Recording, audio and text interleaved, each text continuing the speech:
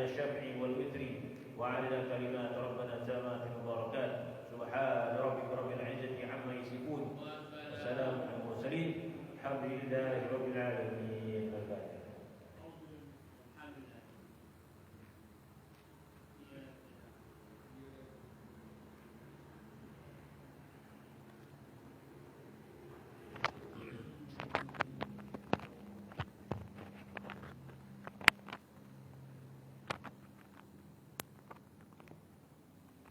A'udzubillahi minasyaitonirrajim.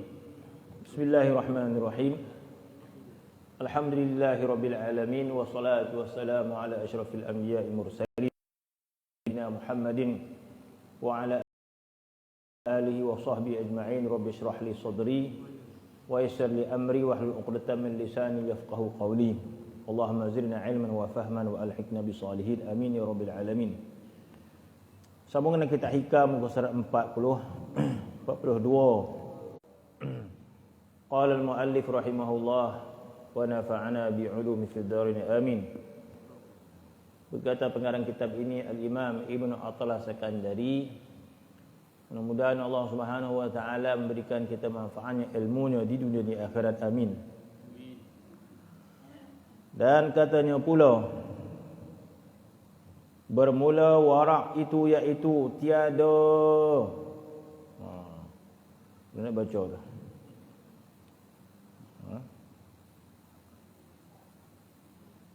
Tiada nafas. Tiada lepas. Apa? Lantas. Lintas. Betul lah. Pak ya baca Jawi lama ni. Ya tak ada dah. Macam-macam ni ada yang rumi kan. Lintas betul ya. Bajawi lama ni apa kita nak kawan-kawan. Lantas, luntas. Lantui boleh tak? Bahasa Indonesia pula kan. Lintas betul ya. Katanya pula bermula warak itu iaitu mana tadi? Dan katanya pula bermula warak itu tiada lintas. Masya-Allah. Tiada lintas rezeki dalam hati dan tiada ada apa tu antaramu, antaramu. Jawi sekarang ni mim waw. Jawi dulu tak ada waw kan. Dan tiada antaramu dan antaranya, yakni Allah. Tiada di antaramu dan antaranya, yakni Allah. Nisbah. Tiada di dalam menghasilkan dan tiada kepada mubasyarah, kerana bahawasanya tiada ada diketahui adakah apa tu memakan dia atau tiada. Betul memakan dia. Betul tak memakan dia? Ya. Sambungan daripada huraian kata-kata hikmat, kata-kata hikam sebelum ini, iaitu tentang kehinaan di sisi Allah Subhanahu wa taala. Jadi kehinaan yang sebenar itu adalah kehinaan di sisi Allah Subhanahu wa taala yang perlu kita fahami, yang perlu kita yakini, yang perlu kita pegang, yang perlu kita yakin. Jadi di sini pun kita kebanyakan manusia tak lepas. Di sini sahaja kebanyakan kita tak lepas. Dari segi apa? Dari segi memahami erti kata hina itu. Sebab bahasa kita yang nama hina tidak ada harta. Pada bahasa nafsu kita yang nama dihina, orang tak pedulikan kita. Ada? Itu bahasa hina kita. Macam mana Wan? Okey tak? Entah. Tak ada siapa nak pedulikan dah. Anak cucu semua tak pedulikan. Habis rasa hina, rasa Ada? Ada. Kita rasa hina kenapa? Sebab makhluk tidak pedulikan kita.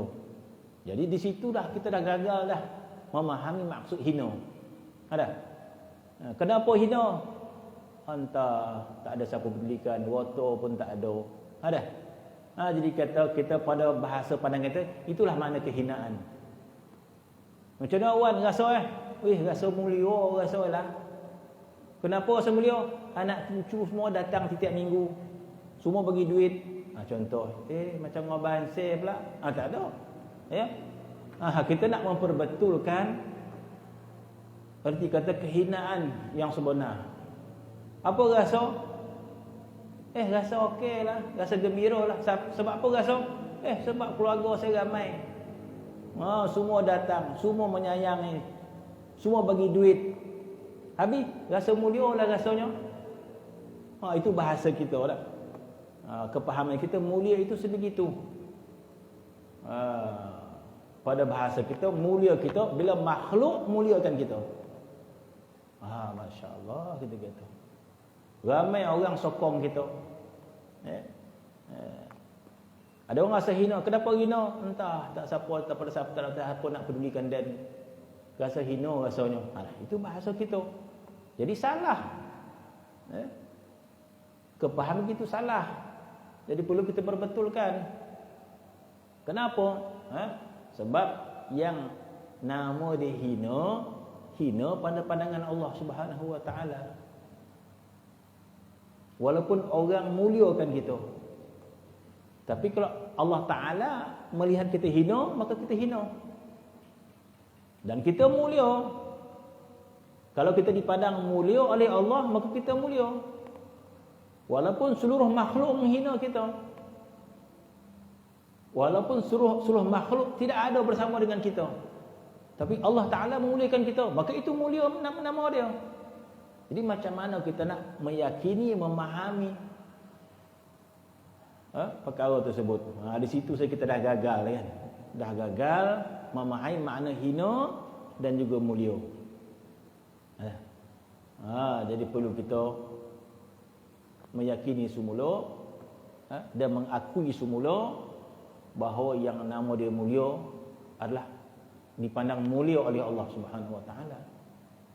Ketika mana kita dipandang mulia oleh Allah? Ketika mana kita taat pada Allah Subhanahu wa taala? Ketika mana kita dipandang mulia? Ketika ibadat kita khusyuk. Ketika mana kita rasa tenang beribadat kepada Allah Subhanahu wa taala. Ketika mana hati kita mencintai Allah Subhanahu wa taala. Ketika mana hati kita mengagungkan Allah Subhanahu wa taala walaupun manusia tidak mempedulikan kita. Tetapi hubungan kita dengan Allah selesai, kita kata. Manusia tidak mempedulikan kita, maka itu tidak menjadi masalah kepada kita sebab kita memahami, meyakini bahawa makna mulia itu adalah mulia pada pandangan Allah. Jadi apa makna kita dimuliakan oleh makhluk? Apa makna kita punya harta? Apa makna kita ini disayang oleh makhluk tetapi kita punya masalah hubungan dengan Allah Subhanahu wa taala? Tak ada makna dia.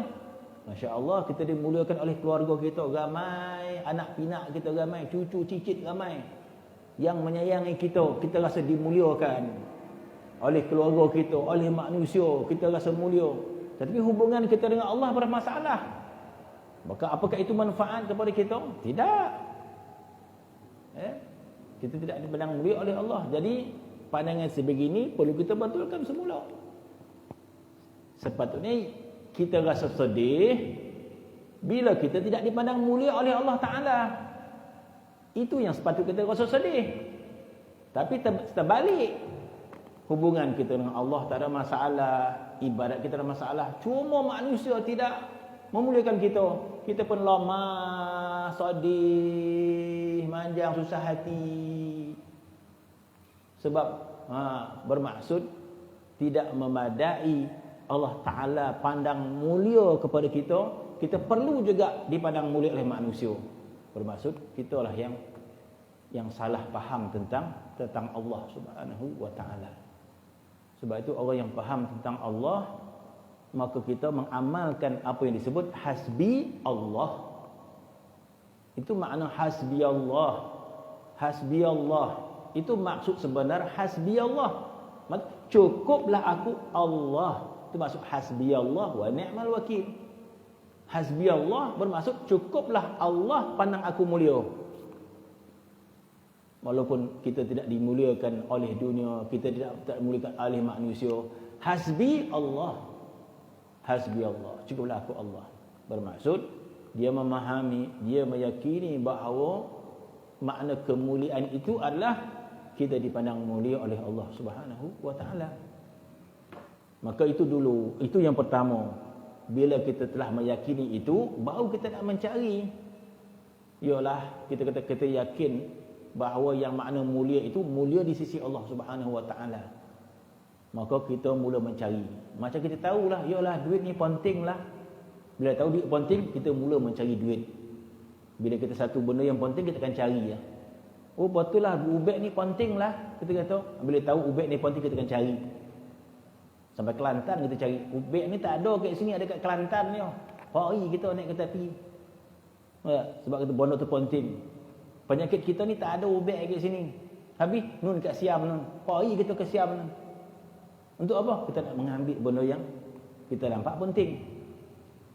Begitu juga bila kita meyakini bahawa kemuliaan di sisi Allah Ta'ala penting, maka kita cari. Kalau kita tak cari, bermaksud kita tak pandang benda itu penting. Itu saja. Kita kata kemuliaan di sisi Allah Ta'ala penting, tapi tetap kita mencari kemuliaan daripada makhluk. Bermaksud apa yang kita tuturkan tak sebenar. Jadi apabila kita meyakini kemuliaan yang sebenar adalah di sisi Allah, maka kita mula mencari. Dan bila kita tidak dapat, kita risau, susah hati. Bila kita tak dapat kemuliaan di sisi Allah, susah hati kita. Inilah kebimbangan yang paling mulia. Inilah kebimbangan yang paling tinggi yang dipandang oleh Allah. Apa yang kamu bimbang dalam hidup ini? Bimbang kita ni tidak dipandang mulia oleh Allah. Itu kebimbangan kita. Masya Allah, bimbang. Apa yang kamu bimbang? Bimbang tidak diredha oleh Allah. Ini kebimbangan yang paling tinggi. Apa yang kamu bimbang? Entah tak datang-datang cucu nak. Damam nak rasa. Bukan tak boleh risaulah, tapi kebimbangan yang rendah kita kata. Apa yang bimbang? Entahlah, awet lagi pendan.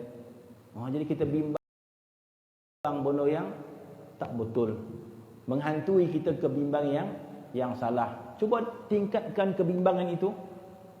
Apa yang dibimbangkan? Redha Allah Subhanahu wa taala. Ini cucu tak datang, biar lantak. Apa wan risau ni, cucu tak datang ke? Tak ada, tak kisah dah, tak datang biar dia. Tapi apa ni risau? Keredaan Allah, kata dia. Masya-Allah. Apa pula tinggi dia punya tujuan hidup tu tinggi. Jadi kebimbangan adalah kemuliaan Allah Subhanahu wa taala. Jadi bila kita dah faham sebegitu, maka dikatakan ma basaqat aghsanu dzul. Tidaklah berluas-luasan, tidaklah berpanjangan, tidaklah bertambah-tambah kehinaan pada seseorang itu kecuali daripada benih tamak. Ulang balik. Dah sampai 5 kali dah kita ulang. Tak apa. Illa min bazri tamak. Illa an bazri tamak. Ma basaqat aghsanu zul illa an bazri tamak. Tidaklah memanjang-manjang, tidaklah berluas-luasan, tidaklah bertambah-tambah cabang-cabang kehinaan pada seseorang. Pada hakikat hina yang sebenar. Kehinaan yang kita pandang selama ni salah. Yang kita rasa hina itu tidak dipuji oleh manusia. Salah. Kehinaan yang sebenar adalah kehinaan pada pandangan Allah Subhanahu. Kita tak sadar bahawa kita ni bertimpa-timpa kehinaan. Iaitu kehinaan di sisi Allah Subhanahu wa taala berpunca daripada bazir tamak, berpunca daripada benih-benih tamak. Maka disebut sebelum ini tamak lawan dia warak. Dalam kitab ni menyebut tamak itu lawan dia warak. Warak. Jadi selama ni kita faham warak. Warak ni orang yang untuk ya tunduk. Warak betul dia ni. Kita pandangnya tu ya. Kita faham warak sebenarnya diam, warak. Tapi sini maksud warak ada dua. Mana untuk menafikan tamak adalah sifat warak. Dan tamak itu menyebabkan kita bertimpa-timpa kehinaan di sisi Allah Subhanahu wa taala. Maka ulama menghuraikan warak pada dua makna. Satu makna umum, satu makna khas. Tapi yang dimaksudkan sini adalah makna khas. Adapun warak pada makna umum yang sebagaimana kebanyakan ulama memberikan tafsiran, warak itu meninggalkan syubhat. Itu warak pada pentafsiran kebanyakan para ulama. Jadi sifat warak itu adalah tarkus syubhat. Warak adalah meninggalkan perkara-perkara syubhat. Orang yang meninggalkan syubhat, maka orang itu sifat dia warak. Dan itu pada pentafsiran umum. Yang lebih yang dimaksudkan warak di sini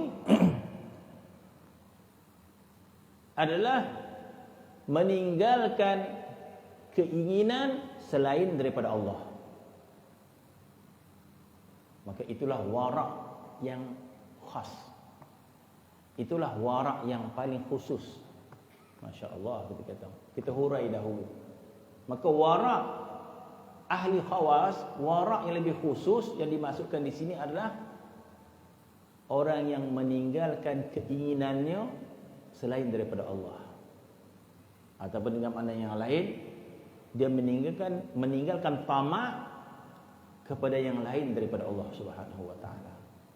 Sebagaimana kita tahu bahawa sifat tamak kita ni, kita tahu sifat tamak. Manusia ada sifat tamak dia. Cuma dia letak tamak dia kat mana tak tahu. Ada orang tamak bab makan, ada orang tamak bab duit, ada orang tamak bab macam-macam. Ya. Maka warak ini meninggalkan tamak kepada yang lain daripada Allah, bermaksud tamaknya adalah kepada Allah. Ataupun dengan bahasa mudah, keinginan dia. Dia menginginkan Allah Subhanahu wa taala. Kecenderungan hati dia kepada Allah.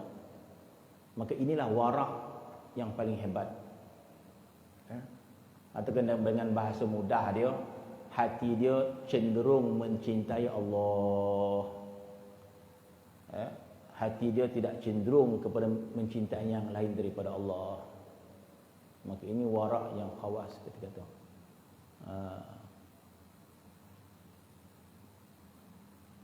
Maka lawan dia tamak.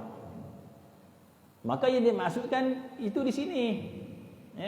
Jadi maksudkan kata-kata hikam, tidaklah bertambah kehinaan seseorang itu kecuali pada benih-benih tamak.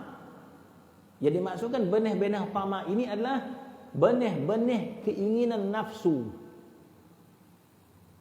Yang mana nafsu ini sifat dia menginginkan yang lain daripada Allah. Betapa jahatnya nafsu. Nafsu kita ini jahat. Apa jahat nafsu?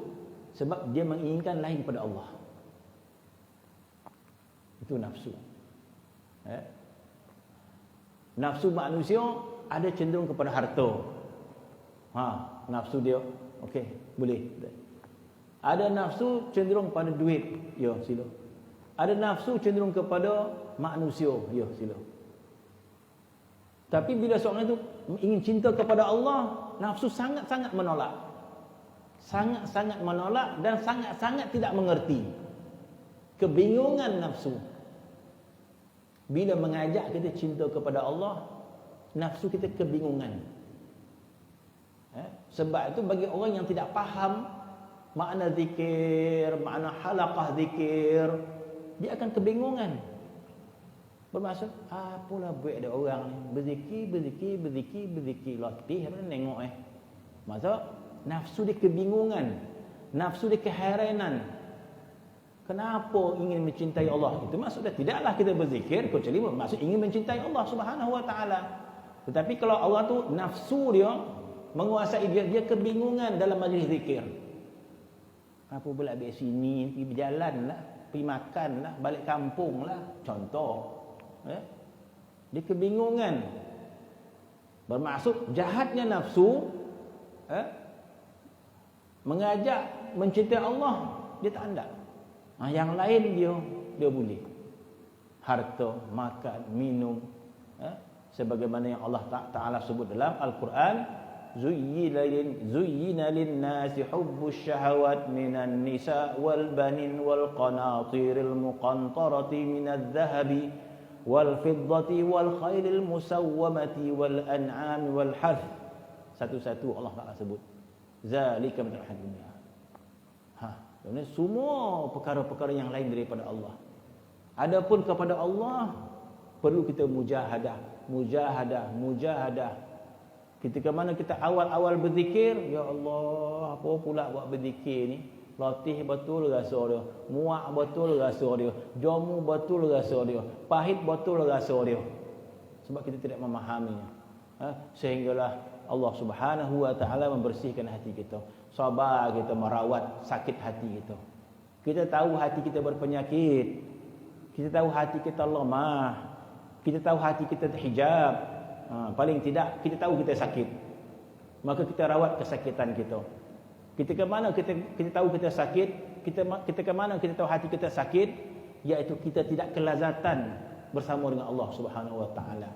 Ketika mana hati kita sakit, kita tidak rasa bahagia dengan Allah Subhanahu wa taala. Dengan harta kita bahagia, dengan anak, dengan isteri kita boleh rasa bahagia. Tapi dengan Allah Taala tidak boleh kita rasa bahagia. Kalau kita ada sedikit kesedaran, kita tahu kita sakit, maka kita rawat diri kita dengan penuh kesabaran. Maka datanglah berzikir walaupun kita tak faham. Muak betul lah rasa, nak lalap pula rasa. Tapi kita sabar, penuh dengan kepahitan. Kita menghadap Allah Subhanahu wa taala penuh dengan kepahitan menjalankan hubungan dengan Allah Taala, tak kejahil, tak kejahatnya kita. Penuh dengan sengsara untuk menjalinkan hubungan dengan Allah Subhanahu wa taala, tak kejahat, tak kejahil. Maka bila kita tahu kita sabar untuk buat hati kita, sehingga Allah Taala buka hati kita. Disebabkan kesabaran kita, disebabkan istiqamah kita, bersabar kita dengan taat, sanggup kita duduk, sanggup kita sabarkan dia. Puas kita sabar.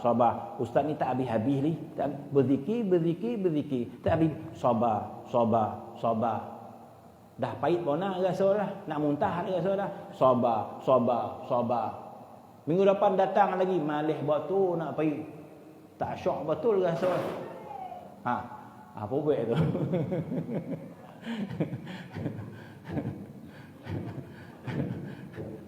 Khusyuk mana tu?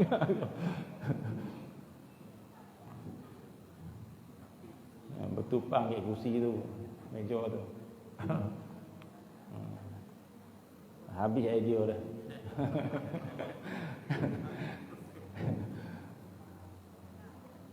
Jadi lama-lama kelamaan Allah Subhanahu wa taala membuka hati kita, maka kita merasai ketenangan zikir, kita merasai kelazatan zikir, kita merasai seronok dengan Allah Subhanahu wa taala.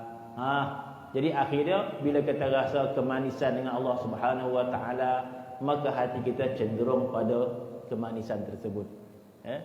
Hati kita cenderung kepada sesuatu yang kita rasa nikmat. Maka belajar lagi sehingga kita memahami akhirnya bahawa bersama dengan Allah lebih rasa bahagia daripada mana-mana yang lain. Tanpa kita memahami, mana mungkin kita cenderung kepada Allah Subhanahu wa taala. Cenderung kepada Allah bukan sekadar lidah. Cenderung kepada Allah perasaan kita. Kalau perasaan kita tak seronok dengan Allah, macam mana kita nak cenderung pada Allah? Tak mungkin.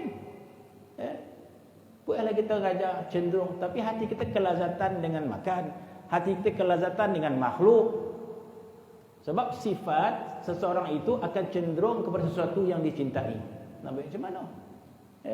Sebab itu kita kena mujahadah, kena belajar, sehingga kita merasai bahagia dengan Allah Subhanahu. Dalam solat kita tak rasa bahagia, macam mana hati kita nak cenderung pada Allah? Tak mungkin. Sebab hati kita merasai lazat dengan dunia, lazat dengan makhluk, lazat. Kita tidak pernah merasai kelazatan dengan Allah, mana mungkin hati kita cenderung pada Allah Subhanahu wa taala. Hati kita tidak pernah merasai lazat dengan Allah. Hubungan kita dengan Allah ni nama dia hubungan sabar nama dia. Bukan hubungan cenderung. Jadi seolah-olah kita jumpa orang tu, kita kan ramah kat dia pun. Tapi sebabkan dia bagi duit kat kita, dia bagi kojo kat kita, dia banyak peluang, kita pun ngadaplah dia. Ya Tuhan, ya Tuhan, bila orang nak habis ni, muak betul dengan ngadap orang ni. Kita bukan nak sangat kat dia. Tak suka pun, tapi kita pergi jangan ngadap sebab orang tu bagi kita duit. Ngadap dia. Bila kita dah tak berkojo dengan dia lagi, ataupun dia dah pencen, tak ingin dia menandang muka dah. Makin dia ketua, dia orang besar boleh lah. Dia dah pencen, ada orang datang tengok tu. Makna makin tu dia terpaksa saja. Masya Allah. Jadi kita ni dengan Allah Subhanahu Wa Taala keterpaksaan. Sebab Tuhan wajib kita solat, tak wajib berdosa. Sok kena sosah di akhirat. Kita tahu tu. Kita solat, takut kita meninggalkan solat sebab berdosa. Berdosa maksud kita diseksa. Jadi nak tak nak kita menghadap Allah dengan penuh rasa sabar. Hati ni tak ramah bonah dah nak menghadap Allah Subhanahu Wa Taala. Tapi kita tak menghadap, berdosa. Di alam barzah nanti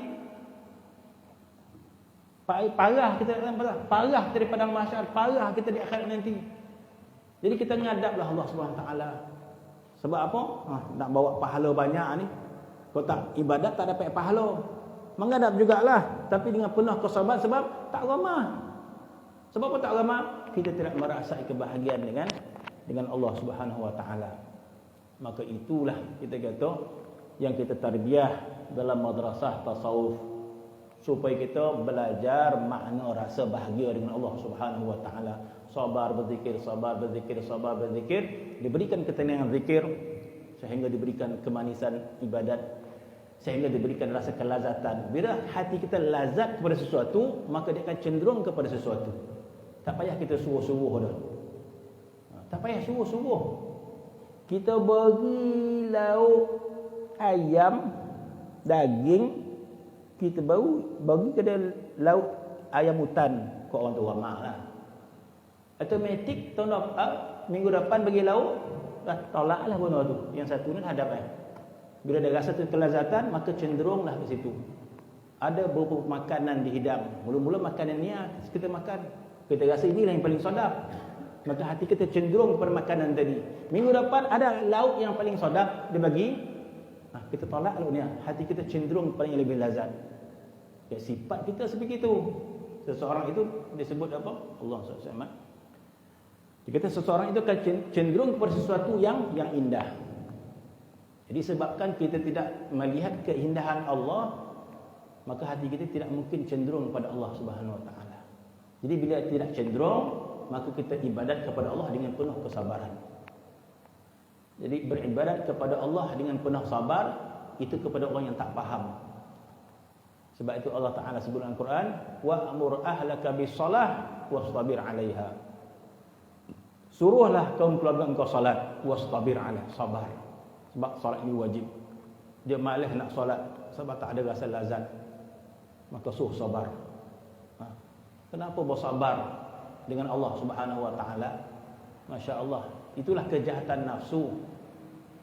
Dengan Allah terpaksa bersabar-sabar kita menghadap Allah Taala. Bermaksud tak sabar-sabar kita nak meninggalkan Allah. Masya-Allah kita kata. Itu satu kejahatan sebenarnya.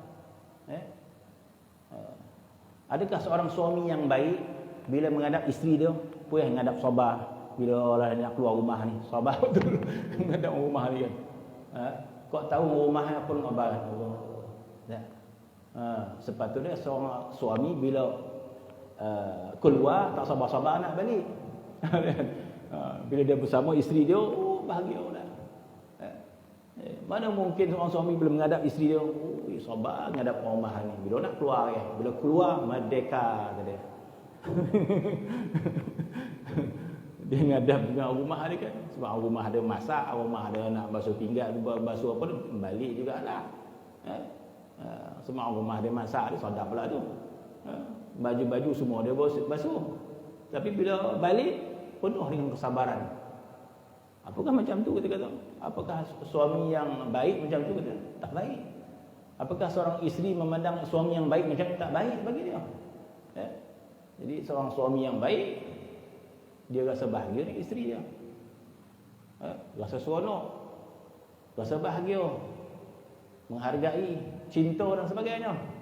Begitu juga dengan Allah Subhanahu Wa Taala. Apakah kena seorang hamba yang baik kepada Allah, sekiranya ibadat kita penuh dengan kesengsaraan dengan Allah Subhanahu Wa Taala, sengsara kita beribadat Allah Subhanahu Wa Taala. Jadi satu benda yang tak baik. Kalau mati kita dalam keadaan begitu rupa, apakah kita ni seorang hamba yang baik di sisi Allah Subhanahu Wa Taala walaupun kita taat? Jadi maksud perlu lakukan sesuatu. Inilah yang diletakkan dalam tarbiyah tasawuf untuk kita berzikir, untuk mujahadah, sehingga kita rasa tenang dengan Allah Subhanahu Wa Taala, rasa bahagia. Dan bila kita rasa cinta kepada Allah, akhirnya kita diberikan kepahaman oleh Allah, tiada yang lebih indah, tiada lebih semua kecuali Allah. Jadi hati kita cenderung kepada Allah, tidak cenderung kepada yang lain. Maka ini wara' ahli khawas nama dia. Wara' ahli khawas, hati dia terpikat kepada Allah Subhanahu Wa Taala, tidak lagi memandang kepada yang lain. Bermaksud memandang tidak lagi terpikat. Yang lain tu kita kata darajat ketiga, keempat, kelima, keenam dan sebagainya. Bila kita merasai kelazatan sesuatu, kita pernah makan buah durian, sedap dah. Ada yang paling sedap musangking namanya kata gitu. Kita tak pernah rasa, kita ingat dian kampung tu yang sedap kan. Rupa-rupa ada yang paling sedap. Bila kita dah tahu musangking paling sedap, tak pandang yang lain dah kita kata. Ada? Sebab ia paling lazat. Kalau ada yang lebih lazat lagi, maka kita cenderung. Sebab itu ulama mengatakan bahawa tidaklah seseorang itu cenderung kepada akhirat kecuali dia merasai kelazatan akhirat, kecuali dia memahami makna akhirat. Maka hati dia zuhud terhadap dunia, sebab dia meyakini bahawa dunia ini kelazatan yang sementara. Qul mata'ud dunya qalil. Katakan ya Muhammad, nikmat dunia itu sedikit. Walal akhiratu khairul laka min ula. Akhirat lebih baik daripada dunia ini. Jadi kita meyakini nikmat akhirat, kita meyakini balasan syurga, kita meyakini bahawa nikmat syurga itu luar biasa, maka hati kita cenderung ke akhirat.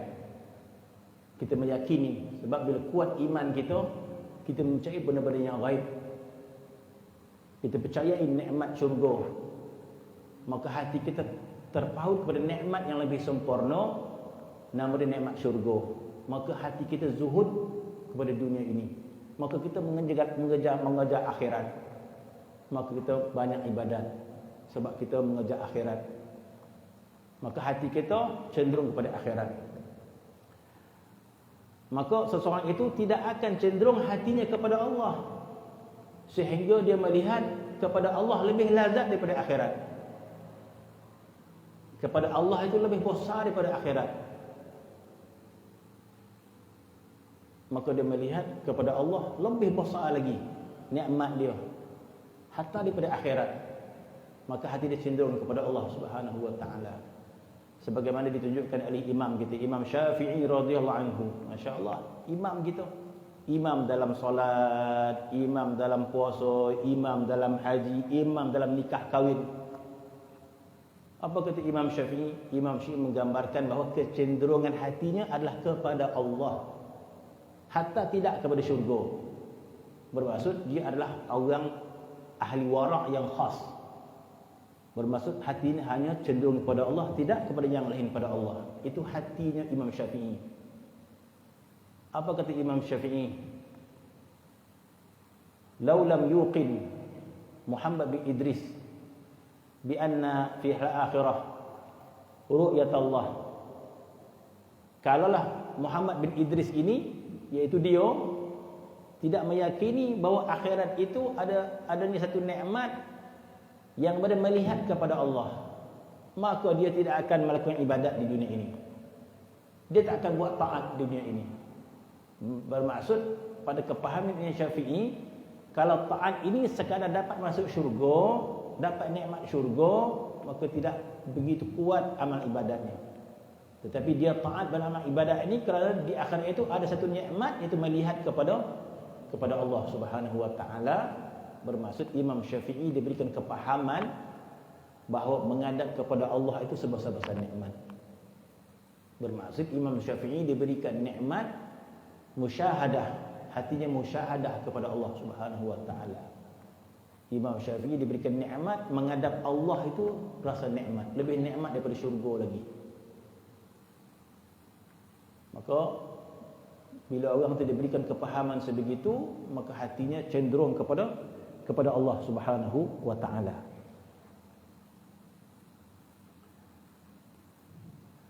Kemudian bermula warak itu iaitu tiada lintas rezeki dalam hati, masya-Allah. Bermaksud meyakini bahawa rezeki di dunia adalah datang daripada Allah Subhanahu. Tidak ada lintas rezeki di sini, bukan tak ada lintas langsung, tidak ada lintas, tidak rasa bimbang tentang nasib dia di dunia. Dan tak ada rasa bimbang ni bukan tak berkerja tak, bukan lolap dia tak. Itu bukan orang yang tak bimbang, itu pemalas. Tidak bimbang ni maksud dia tidak bimbang tentang rezeki, dia berusaha tanpa rasa bimbang. Mana dia tidak membimbangkan urusan rezeki di dunia. Sebab hati dia sentiasa bergantung pada Allah Subhanahu wa taala. Tiada lintas rezeki dalam hatinya. Kita ni selalu bimbang dengan rezeki kan, dapat tidak rezeki. Tiada lintas rezeki dalam hatinya dan tiada antaramu dan antaranya nisbah. Bermaksud tidak ada di antara kita dengan Allah Subhanahu wa taala sesuatu yang lain dinisbahkan. Bermaksud dia melihat sesuatu itu datang daripada Allah Subhanahu wa taala, sebagaimana doa dalam salawat Ibnu Masyis kita, wa ghriqni fi aini bahril wahdah. Itu mana kita ingin menafikan nisbah-nisbah di dunia ini. Wa ghriqni fi aini bahril wahdah, ya Allah tenggelamkan aku dalam lautan tauhid, hatta la ara wa la asma'a wa la ajida illa biha, sehingga tidaklah aku mendengar, tidak aku melihat kecuali dengan tauhid itu. Bermaksud kita melihat segala di dunia ini adalah datangnya daripada Allah Subhanahu wa taala. Kita lebih melihat kepada af'al Allah daripada af'al ibad itu. Af'al ibad ni perbuatan makhluk. Sebab itu ulama membahaskan tentang af'alullah wa af'alul ibad. Ulama menghuraikan perbuatan Allah, perbuatan hamba. Itu panjang perbahasannya yang tak kesudahan. Af'alullah, af'al ibad. Bermaksud di dalam perbuatan hamba itu adanya perbuatan Allah Subhanahu wa taala. Jadi dua dalam satu. Pada hakikat dia perbuatan Allah, pada zahir ada perbuatan hamba. Dalam Al-Quran Allah Ta'ala menyebut wa ma ramaita idh ramaita walakinallaha rama. Wa ma ramaita idh ramaita walakinallaha rama. Tidaklah kamu membaling panah, membaling lembing ketika mana kamu membalingnya, kecuali Allah Ta'ala yang membaling. Itu kata-kata apa tu? Wa ma ramaita idh ramaita walakinallaha rama. Bermaksud sebalik hakikat itu adalah perbuatannya Allah Subhanahu wa taala. Jadi orang yang melihat kepada perbuatannya Allah, maka dia beradab dengan adab rabbani. Beradab dengan adab rabbani. Bermaksud orang yang menghampiri hatinya kepada Allah Subhanahu wa taala kerap kali melihat af'alullah dan melihat juga perbuatan hamba itu, tapi lebih kuat kepada melihat perbuatannya Allah. Seperti orang sebegini selesai hidup Apa selesai hidup Dia tak marah dengan orang, tak mendendam dengan orang, tak benci kepada orang. Sebab sebelum dia melihat kejahatan orang itu, ketentuan Allah Ta'ala lebih dahulu. Bermaksud Allah Subhanahu wa taala menentukan kezaliman orang kepada kita, ketentuan daripada Allah Subhanahu wa taala. Maka dia memandang kepada dua-dua, kepada takdir Allah dan kepada perbuatan si hamba itu. Orang menzalimi harta kita, macam-macam dia tipu harta kita, apakah terlepas daripada ketentuan Allah Subhanahu wa taala? Tak terlepas daripada ketentuan Allah Subhanahu wa taala. Allah Ta'ala takdirkan satu ketika nanti ada orang menzalimi kita, maka dilihat af'alullah pada perkara tersebut, maka dia beradab kepada perbuatan yang Allah Subhanahu wa taala. Ini takdir daripada Allah, ingin menguji iman dia, ingin menguji kesabaran dia. Bila dia melihat kepada perbuatan Allah, maka dia sabar dan redha. Dan melihat perbuatan orang tersebut terpulang kat dia. Dia nak ambil hak atau sebagaimana. Kalau kuat pandangannya kepada perbuatan Allah, maka dia ketepikan orang tu. Maka dia hanya memandang perbuatan Allah Ta'ala sahaja. Itu kejahatan dia di antara dia dengan Allah Subhanahu wa taala, yang dia pandang adalah takdir Allah kepada dia. Maka dia memandang dengan penuh kesabaran, dengan penuh keredaan.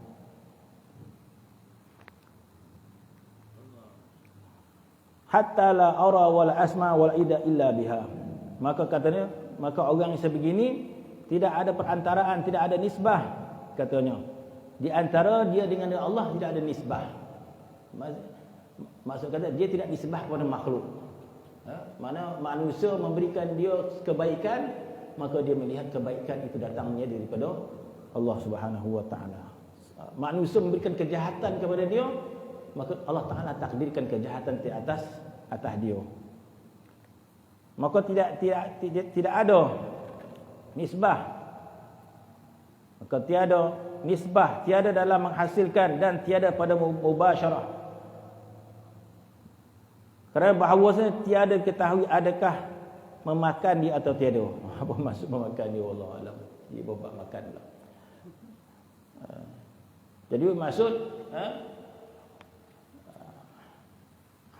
ahli wara' yang khas adalah seseorang yang tidak cenderung kecuali kepada Allah Subhanahu wa taala, tidak tamak kecuali pada Allah Subhanahu, selain daripada Allah Subhanahu wa taala. Jika tidak, maka bertambah-tambah kehinaan kita di sisi Allah Subhanahu wa taala. Maksud hati kita cenderung kepada sesuatu yang tidak bernilai.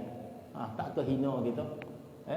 Sepatutnya kita yang kita hendak duit berjuta-juta, tapi kita tertarik pada duit yang RM1, RM2, RM3. Kan bodoh itu. Kita tertarik kita duit RM3 ni lah. Rugilah kita. Sedangkan ada benda yang berjuta, 2 juta, 3 juta. Begitulah hati kita ni, tidak cenderung cinta kita kepada Allah. Kita pilihlah kepada yang lain daripada Allah, maka kita menjadi hina. Wallahu ta'ala alam. Bismillahirrahmanirrahim. Rabbil alamin wassalatu wassalamu ala asyrafil anbiya'i wal mursalin. Allah Allah Allah Allah Sayyidi Allah Allah Allah Allah Al-Azim Allah ya murid Allah